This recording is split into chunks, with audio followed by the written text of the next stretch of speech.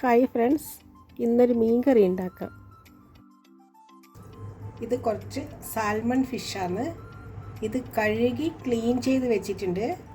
ഇനി നമുക്കിതിലേക്ക് കുറച്ച് മുളക് പൊടി മഞ്ഞൾപ്പൊടിയെല്ലാം ഇട്ട് കൊടുക്കാം. ഒരു 1/2 ടീസ്പൂൺ മഞ്ഞൾപ്പൊടി ഇട്ട് കൊടുക്കാം.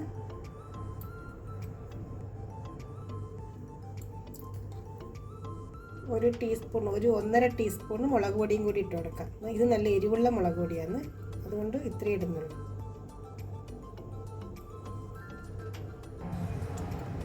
ഇത് കഴുകി മാറ്റി വെച്ച പുളിയാണ്, ഇത്ര പുളി ഇട്ട് കൊടുക്കുന്നുണ്ട്. പുളി കുറച്ച് മുന്നോട്ട് നിൽക്കുന്നത് എനിക്കിഷ്ടമാണ്, അതുകൊണ്ട് ഞാൻ ഇത്ര പുളി ഇട്ട് കൊടുക്കുന്നുണ്ട്. ഇതുപോലെ ഒരു 2 കഷ്ണം മുളകും ഇട്ട് കൊടുക്കുന്നുണ്ട്. ഇനി ഇതിന് ആവശ്യമുള്ള കുറച്ച് ഉപ്പും കൂടി ഇട്ട് ഇതൊന്ന് മിക്സ് ചെയ്ത് വെക്കാം. ഞാനിത് ഇത്ര ഉപ്പിടുന്നുണ്ട്, പിന്നെ ആവശ്യം പിന്നെ ഇടാമല്ലോ.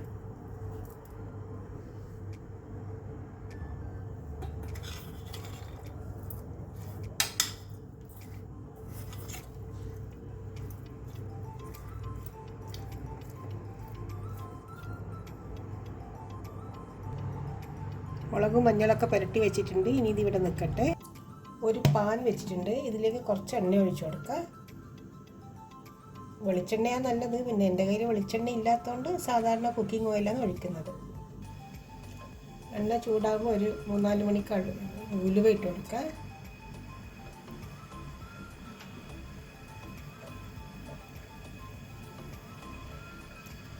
ഇത് ഇഞ്ചി വെളുത്തുള്ളി ചെറുതായിട്ട് അരിഞ്ഞതാണ്. ഇത് ഇതിൻ്റെ അകത്തിട്ടൊന്ന് ചൂടാക്കിയെടുക്കാം.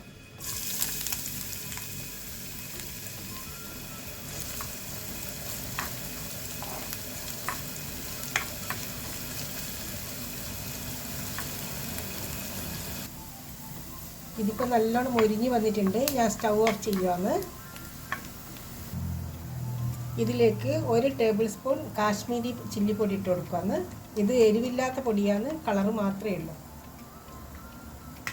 ഇതൊന്ന് ഇളക്കി കൊടുക്കാം.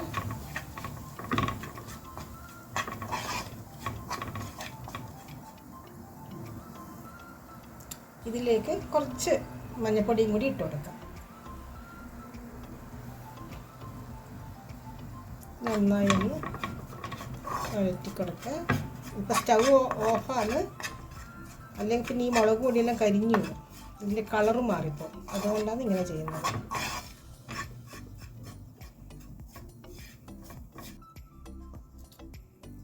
ഇനി ഇതിനെ ഈ മീനിൻ്റെ അകത്തേക്ക് ഇട്ട് കൊടുക്കാം.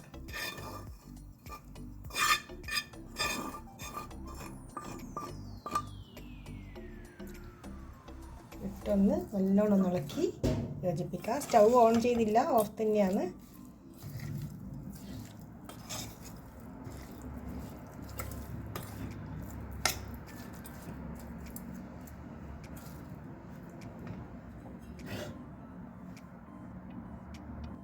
ഇനി ഇത് മുങ്ങി നിൽക്കാൻ പാകത്തിൽ ചൂടുവെള്ളം ഒഴിച്ചു കൊടുക്കാം.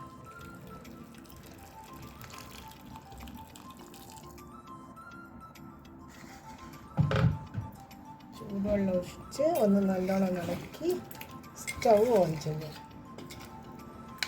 ഇതൊരു നല്ല ടേസ്റ്റുള്ള കറിയായിരിക്കും. നിങ്ങൾ ഇങ്ങനെ ചെയ്തിട്ടില്ലെങ്കിൽ ഒന്നിങ്ങനെ ട്രൈ ചെയ്ത് നോക്കണം. നല്ല കളറും നല്ല ടേസ്റ്റും ഉണ്ടാവും ഇതിന്, ഇങ്ങനെ കറി വെച്ചാൽ.